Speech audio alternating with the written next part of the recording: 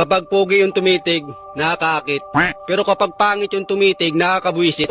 Minsan sa mundong ito talagang sasama ang loob mo. Kapag gwapo yung nanligaw, may pag-asa.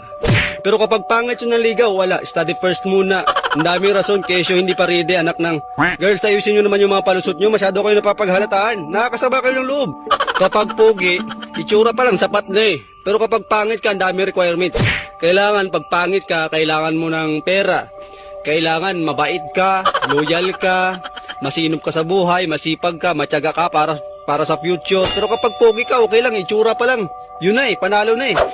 Kapag pogi yung katabi, kilig na kilig, wow.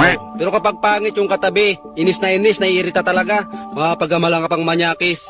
Pag pogi, okay lang kahit kumindat sa kanila. Pero kapag ikaw pangit ka, kindatan mo. Try mo kindatan, sasampangan ng kaso, napaka-bastos mo, harassment agad. Kapag pogi yung nakasabay, dream ka.